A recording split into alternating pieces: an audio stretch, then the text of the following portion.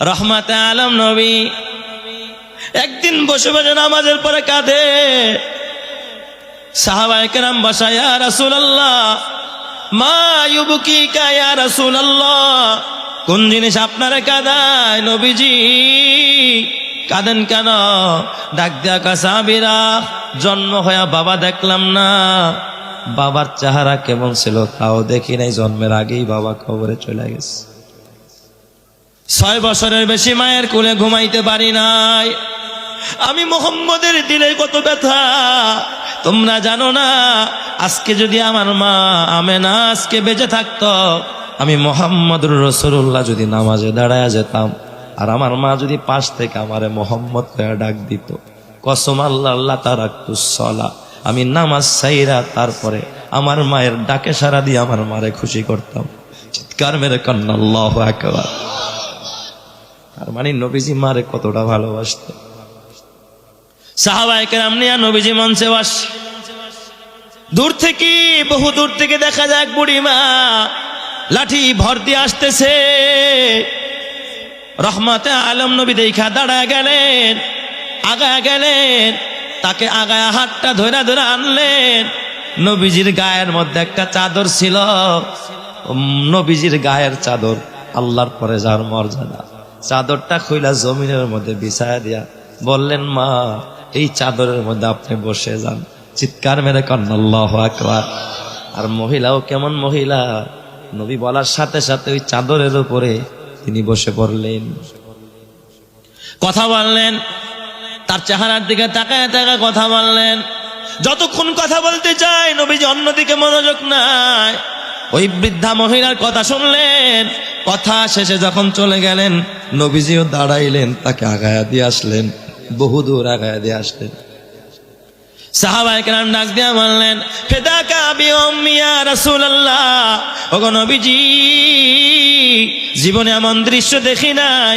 ওই মহিষী রমণীকে, যেই মহিষী রমণী দোজাহানের বাদশার চাদরের উপর বসার মতো সাহস করলো, মহিলাটাকে নবীজি চিনলাম না, বলেন তো মহিলাটাকে। নবীজির গাল বেয়ে পানি পড়ে। সাহাবীরা তোমরা চেনো না, তিনি হলেন আমার দুধ মা হালিমাতুস সাদিয়া, জি মা তায়েফের জমিনে আমার স্তনটা চেটে চেটে দুধ পান করে আমার বড় করেছে। আমি আমার গর্ভধারিণী মা দেখি, ইনি আমার দুধ মা হালিমা। এ আমার বাবা, তোর মা তোরে কত কষ্ট দিল, কষ্ট করলো, 2.5 বছর পর্যন্ত মায়ের স্তন চাইটা চাইটা তারপরে তুই বড় হইছস রে বাবা। আমি বলি রে যুবক, বল যদি তোর প্রস্রাবে ব্যাক করে, তুই নওজোয়ান মানুষ, 1 ঘন্টার জায়গায় 2 ঘন্টা 5 ঘন্টা প্রস্রাব চাইপা রাখতে পারলি, 3 দিন চাইপা রাখার মতো ক্ষমতা তোর নাই, মারা যাবে। কিন্তু একজন মা পেটের ভিতরে কেমনে তোরে 10 মাস পেটে বহন করলো, চিন্তা করস না এটা যুবক। আল্লাহ নিজে কয়, হামালাতহু উম্মুহু কুরহা, তোর মা বড় কষ্ট করে তোর এই গর্ভের মধ্যে তোর মা তোরে ধারণ করেছে। ওয়া ওয়াজাআতহু কুরহা, তোর মা যেদিন ডেলিভারি করছে তোর মা রক্তাক্ত হয়ে গেছে। একটা গরু জবাই দিলে তো রক্ত বের হয় না, তোর মা রক্তাক্ত হয়ে গেছে। পৃথিবীর কেউ ভাগ নেয় নাই, মায়ের এই কষ্ট মা একাই বহন করেছে।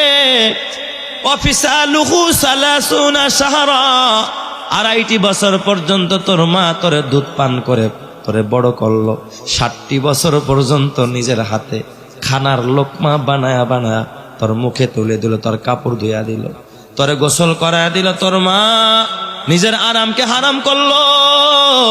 এখন তুই টাকা কামাস, তুই এখন বড়, তুই বড় শিক্ষিত, তোর মা এখন বুড়া হয়ে গেছে, বুড়ি হয়ে গেছে। তুই বুড়ি বলা গালি দাস, বুড়া বলা গালি দাস, মায়ের খবর রাখোস না, মারে ধমক দাস। তোর মতো কপাল পোড়া নিমক হারাম সন্তান পৃথিবী তার দ্বিতীয়টা হতে পারে না। কথা ঠিক না ব্যাঠিক যারে কর। এই জন্য যুবক ভাই, মা রহমতের টাওয়ার, বাবা রহমতের টাওয়ার। তুমি যদি গ্রামীণের সিম ইউজ করো, এই এলাকায় যত টাওয়ার বেশি হয় ওই কোম্পানির নেটওয়ার্ক বেশি পাওয়া যায়। রহমতের 2টা টাওয়ার তোর ঘরের দরজায় আছে, একটা তোর মার, একটা তোর বাবা। বলো তো বাবা, আমি তোমাকে বলি বাবা, বলো যদি তোমার পীর তোমার প্রতি বেজার হয়, তুমি যে জাহান্নামে যাইবা কোনো হাদিস আসেনি? কথা বলেন, আসেনি? আছে। আর পীর যদি খুশি হয় তোমার প্রতি, তুমি জান্নাতে যাইবা, এই মর্মে কোনো হাদিস আসেনি? কোনো হাদিস নাই। তোমার ইমাম সাহেব যদি তোমার সাথে রাগ করে, বেজার হয়, তুমি জাহান্নামে যাইবা, কোনো হাদিস নাই। আমি বক্তা সাহেব তোমার প্রতি যদি রাগ করি, তুমি জাহান্নামে যাইবা, কোনো হাদিস নাই।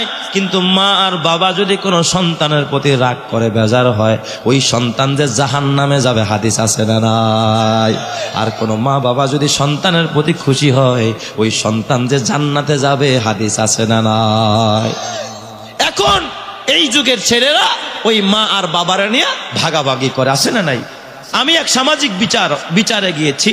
আমার মসজিদের সেক্রেটারি সাহেব কয়, হুজুর একটা ধর্মীয় বিচার, আপনাকে সাথে থাকতে হবে, কিছু মাসআলা দিতে হবে আপনাকে। নিয়ে গেছে আমাকে, 5 পোলা, বেচারির 5 পোলা, তার মানে স্বামী নাই আর কি, ওর বাবা নাই। মারে নিয়ে টানাটানি, ঢাকা শহরেই থাকে আর মিরপুরে। কার ঘরে খাবে, কে তাকে খোঁজ খবর নিবে, আর কে নিয়ে পেরেশানি।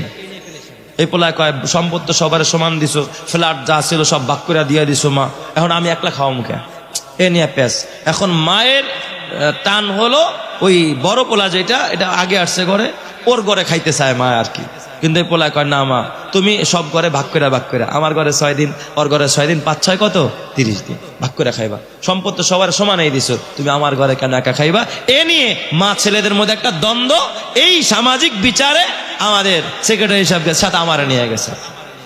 তো ওনারা এখন বিচার করতেছে আর কি, বিচারকদের বিচারের কথা বলতেছে, সামাজিক বিচার করতেছে ওনারা, যে এই আপনি কাকি আম্মা একটু কষ্ট হইলেও যেহেতু সম্পদ সবার সমান দিছেন, অতএব আপনি এখানে কি করেন, যেহেতু যদি একবার একটু বেশি দিতেন তাহলে না আমরা বলতাম যে আর ঘরে বেশি খাবেন, আপনি সবার সমান দিছেন, এখন সব ঘরে 30 দিনে মাস, আপনি 6 দিন করে খাইবেন, 5 6 কত 30। কিন্তু মহিলা এই ব্যাপারে রাজি না। এই রায় দিয়া দিছে সেক্রেটারি, আমাদের পাশে বসে, আমাকে তো আমার আনছেন কেন? আপনি যদি এই রায় দেন তাহলে আমার আনছেন কেন? আপনার এই রায় চলবে না। হুজুর তাহলে হুজুর আপনি কোন হুজুর কি করতে চান? আমরা তো শরীয়ত বুঝি না, সামাজিক ভাবে যেটা বুঝছি এটাই আমরা করছি। আমি বললাম না, আপনার হুকুম চলবে না। তাহলে কোনটা চলবে? আমি ডাক দিয়া বললাম, ভাইজান, এই মা যখন সন্তানকে পেটে ধারণ করেছে, একাই করেছে, কারো সাথে শেয়ার করতে পারে নাই, মায়ের কষ্টের ভাগ দুনিয়ার কেউ নেয় নাই।